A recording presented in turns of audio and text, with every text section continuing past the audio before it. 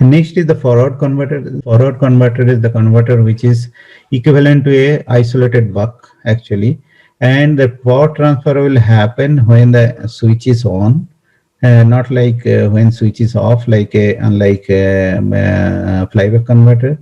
So the operation is like whenever this switch is on, and then this NP primary winding will be current will be flowing in this direction. Same time, this diode will be forward biased, and that because this is dot terminal, if you see both will be positive, this D1 will be carrying the current to the load. And when this switch will be off, that time this diode will act as a freewheeling like a buck converter only and continue the current. And this side, what will happen is this is kind of a direct current trying to chop. So which inductor doesn't allow basically any transformer primary also that will not allow. Because of that, there will be a high spike can be created. To avoid that, there is another winding required which is called a tertiary winding, which will be designed such a way and that will carry the current through this diode again back to the input source basically.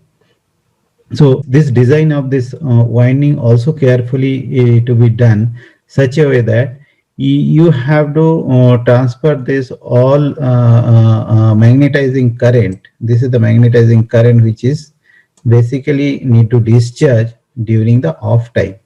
So this inductance value and that N1 by N3 design has to be done in such a way that available off time it should able to discharge. So basically this is the graph. So here interestingly I will explain shortly how the this voltage step we can able to see here. So this is like when that switch is off. When switch is off, basically there is a two voltage will be seen. One is the input voltage will be seen by that transistor, plus there is a reflected voltage due to this conduction of this tertiary winding. The reflected voltage will be seen by this winding, which is again it will be same as Vin. So that's why in the initially when the tertiary winding is conducting at the off period, the voltage will be 2 times of Vin. Then when the magnetizing inductance is discharged completely using the tertiary, then the voltage drop will be equal to Vin, because that time this inductance will be act like a short because there is no more energy left out in this. So then there is a voltage is the Vin and then it will be 0 when again it is a turn on. So this is the characteristic. And if you see that when the D1 and D2 will be on, because D2 will be on for the freewheeling purpose and D1 is the on during the on time. So see, similarly derive this equation of D by N is the transfer function. There is a two factor. One is the delta. On time is the important, and also transformer ratio also will be deciding factor for the output voltage. So forward converter can be used up to power of 250 watt. And with a double switch forward, there will be another topology with a double switch. With that, it can go up to 1 kilowatt. Next is the another topology, which is push-pull converter, which is slightly different from forward converter. Here, the transformer will be operated in both direction of the BH curve.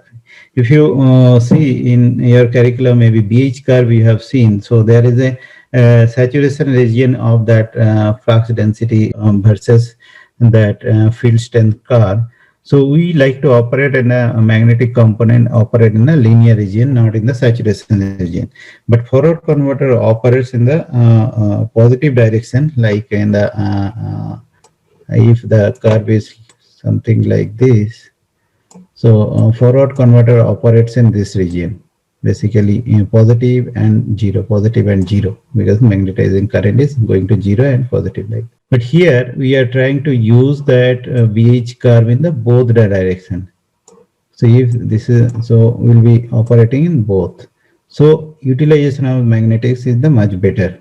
So because of that, this is the converter is popular. So here what will happen, there is a center tap of the transformer where the positive voltage terminal is connected, and there is a switch which are with reference to the ground. So ground reference switching has the advantage of low driving. So there is a with respect to the ground, it can be driven. So high side driving complexity is not there. Secondary also will have a center tap with a diode, and there is a inductor to continue. It is also kind of a isolated buck converter, another different type. So here what will happen when this switch is on? When the switch is on, current will be flowing in this direction. So this will be if this icon consider dot and this is the dot. So in that case, one of the diode will be conducting. So if this is the dot, this will be non-dot. This is the dot basically. So this diode will be conducting and flowing the power in this direction. So these two winding at a time will be using this cross. Okay. So another time when this switch will be on, and that time these two winding will be acting. So if you see the current direction for the core or this winding, it will be a two direction. One is this, another is this. So basically that's why it is a both side is will be utilized, and it is required to have a dead time between both the pulses, because we don't want to turn on the switch in the same time, so that it will avoid the short between the windings. And it is an important thing to see how the current waveform looks like, that ID1 and ID2, because if you see when this input is on, this is on, the diode current is similar to the input, because it is a kind of same time energy is getting transferred through this inductor. When this is turning off, what is happening is, it is the voltage is dropping and it is freewheeling starting. Freewheeling, when freewheeling starting, inductor current is somewhere here. It will try to decay like that. But that same current is getting shared by both the diodes. So that's why both the diode current, if you see, the nature is same basically. So inductor current is short. You can see this, which this current is shared by both the diodes basically. And this current is anyway by one of the diode. This is one diode, and this pulse will be carried by another diode. Sorry, this one. So this is basically the operation, and similarly T1 and T2 voltage also similar to that. As I explained, sometimes will be 2 times of Vin, and sometimes will be just Vin. So here, what is the transfer function? It is the 2 times of delta by in here. And this application, okay, one challenging factor here, the flux unsymmetry problem can be seen here because of non-symmetrical of the center tapping. Because of that, flux density, flux imbalance can be seen in this, and that can have a saturation problem. That's why to limit that, there is a current mode control is implemented. Popular application is like IGBT gate driver. So that is, I have used long back once, and there is a power supply also up to 500 watt. It can be used quite largely.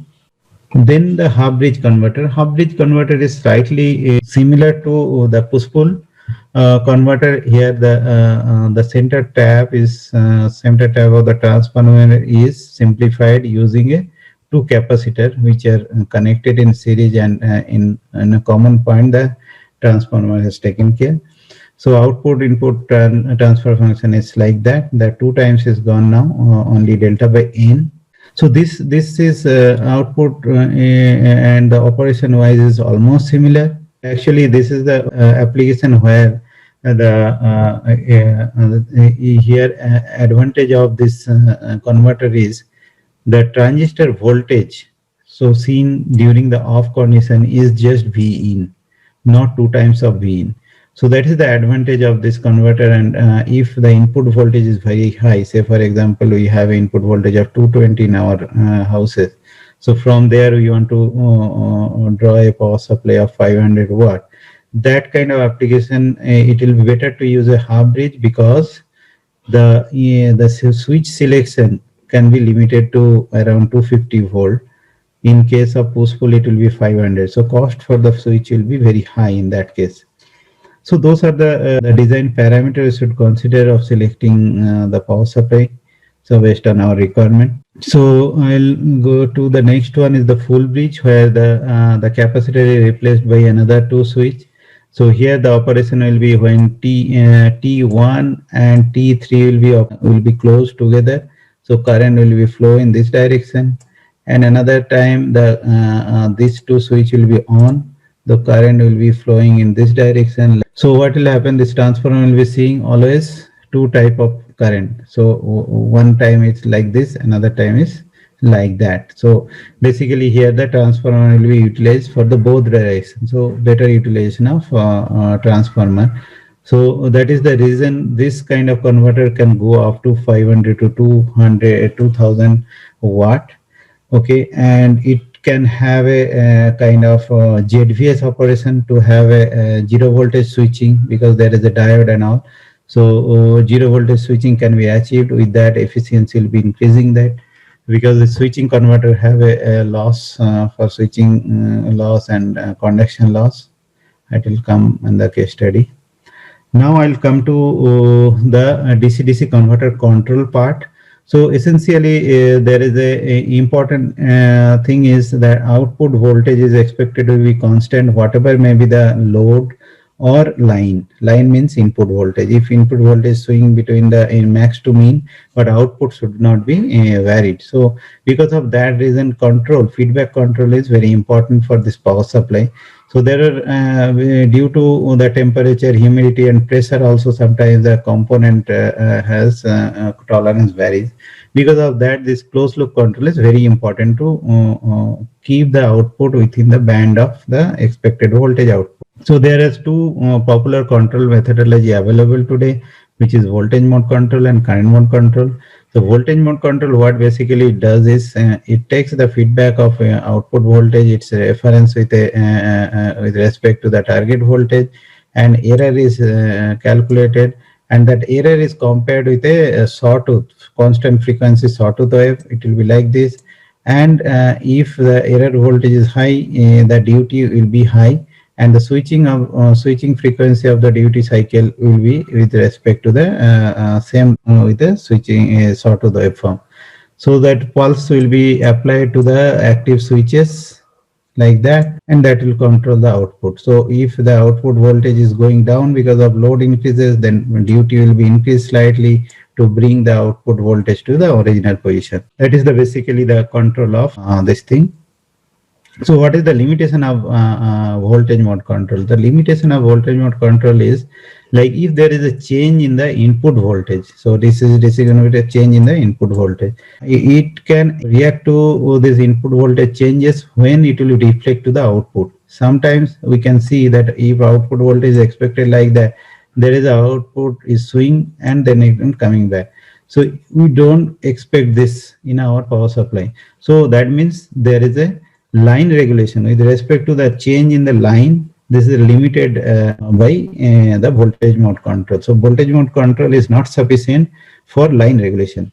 So load regulation is good. If there is a load changes, it can operate very nice, not a problem. But in terms of line regulation, there is a problem. It cannot. So for that, there is another mode. This is the current mode. If you see in this, there is another inner loop has introduced. What it does basically, it takes the inductor current. Inductor current is fed to the comparator. So before that, the voltage is compared, output voltage is compared with the target voltage, error is generated. That error will get compared with a inductor current. So I'll show you here as an example. Say for example, here is a push-pull converter which has a output voltage is measured and it is given to the error amplifier with respect to the reference. Output of that is a error is created. That error will be again going to another error amplifier or PWM converter, where the input is taken from the current signal, which is basically sensed from the MOSFET. So this current will be rising like that. Once it is reaching to that reference voltage, this is the error voltage, it will be dropped to 0. That means PWM will be cut off from the switch. So again, there will be a pulse, will be trigger point will be given like that. It is a kind of oscillator. Again, it will be a constant frequency trigger. Again, current will start rising like that. Once it is reached to the error, again it will be this thing. So in this way, what will happen is that current mode control is much faster because it will be operating in a switching frequency. So it will have a much bigger control on the input voltage changes. If input voltage changes with this, so what will happen, that current will try to increase beyond this, but as it is a current mode control, this will never allow to rise more than this point, even the input voltage is high. So in that way, what will happen is, say for example, input voltage high. So then in a shorter time, because this V is equal to L di by dt. So with the same, if input voltage is high, it will take a shorter time to reach this current here. So in that case, what will happen? The current will be chopped and duty cycle will be fall like that. It will have a better control and flux imbalance problem of push-pull will be taken care. So in a way, in a shorter this thing, advantage of current mode control, better line regulation, eliminate flux imbalance, simplified loop stabilization by eliminating output inductor. That will be, I'll tell you later, because it is have a impact of, it will be act as a current source. So the control loop will be simplified. The load regulation will be better, because what will happen, why I am bringing again load regulation here, in case of short circuit or output current limit. So this current loop, again, it will be a very effective, because the reaction of the load changes is much faster in case of current mode control. So once case study here, I will be quickly going through this. So there is a input voltage is 12 volt and output voltage is expected to be 5 volt, whereas the input voltage tolerance is 30%, output current is 2 amp, and there is a ripple current is 0.2 amps, and the limit of like swing of the input output voltage between the upper and lower is 0.4, and switching frequency is 200 kilohertz, and output ripple is 50, and input ripple is 200 millivolt. So what we need to design practices and design process, first we have to calculate what is the nominal duty. Nominal duty cycle is 5 volt versus 12 volt, so which is 0.42. And we know what is the input voltage minimum and what is maximum based on this 30% of swing. So using this formula, you can calculate what is the L value. Again, this formula I am not going to discuss here, because this is very need some time to explain this. Take this as a formula right now. So with that, using this formula, you can check the 36 microhenry is the inductance required for to operate this converter in a continuous conduction mode. Continuous conduction means inductor current will be like this. It never reach to zero, not like it will be rising then falling, and then there is a gap again falling. So that is a slightly complicated application. So now this is the 36 required, 36 microhenry. If the input is maximum, if input is maximum, you need a higher inductance. Similar, same equation, higher inductance value, because you will have a higher area to cover. So you need a bigger inductor. And similarly, for the lower input voltage, the inductance requirement is less. So in a way, to maintain its continuous conduction mode, it will be better to use a more than 42 microhenry, so that it will be taken care in the lower and higher and medium input voltage. Okay. And similarly, there is a capacitor can be calculated based on the ripple current in the inductor, and then ripple voltage at the output, and there is a considering the 30 milliohms of ESR. Considering that all, we can come to a capacitor value is 22 microhenry, which is required, and anything above this value will be good for going for this application. And then what is the switch voltage and diode voltage, which is switch voltage is basically this is actually diode voltage, freewheeling diode, which is actually the output voltage and T on. So basically you can consider this is a buck converter. Buck converter means you have a switch here, you have a diode here, and inductor.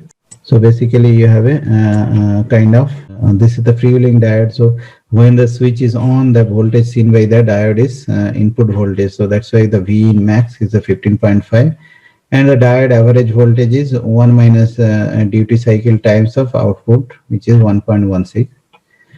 Similarly, the input voltage also seen by the transistor will be in 15 volt, and the current nominal current will be around D times of output current.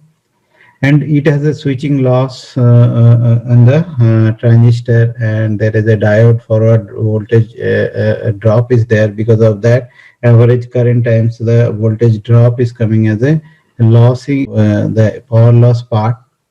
And this is the terminology for the switching, because of a switch is getting on and off where there is a transition in the current and voltage.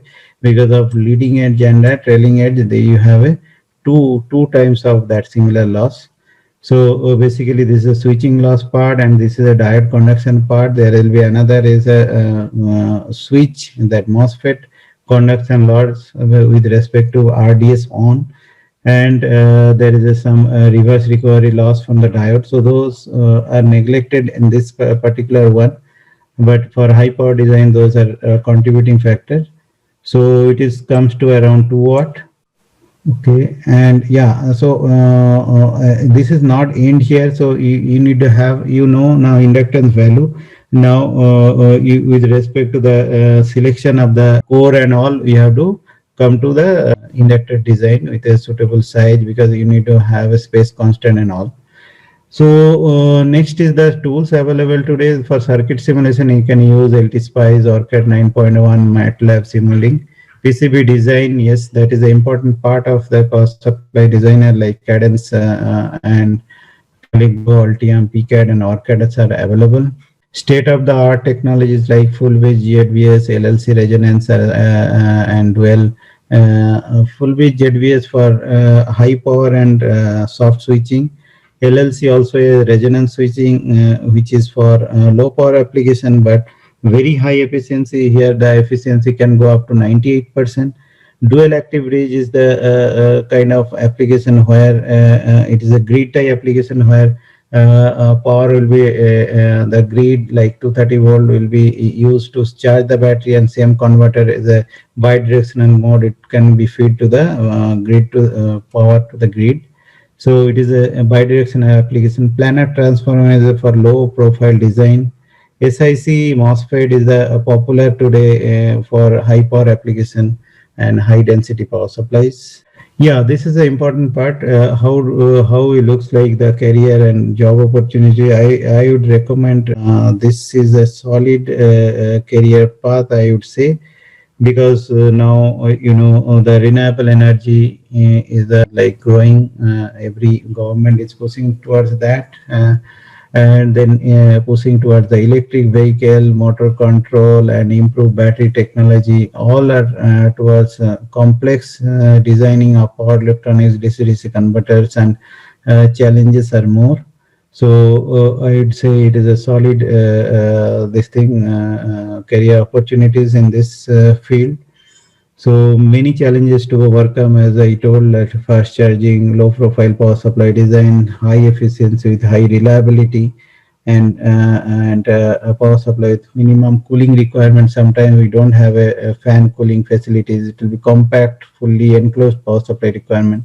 So challenges are huge, and no single solution is fit for all, because then it will be overkill design for some applications. So few well-known companies in the field. Texas Instrument is they have a lot of power converter topologies, and their ICs are PWM generation ICs. Those are smart ICs. They can use for push-pull, forward, flyback, and whatnot. Then TDK Lambda is well known for power supplies, AC, DC, DC, and all. Tesla for cars and all battery charging application. Delta is another kind of TDK Lambda type immersion, and many more. Conclusion wise, we have discussed the basic DC-DC converter operations, and how to select, and basic requirements and all. And one buck converter case study also we have discussed, and basic DC-DC control technology also discussed. Reference, we have a lot of ebooks to refer this kind of topologies to quick understanding.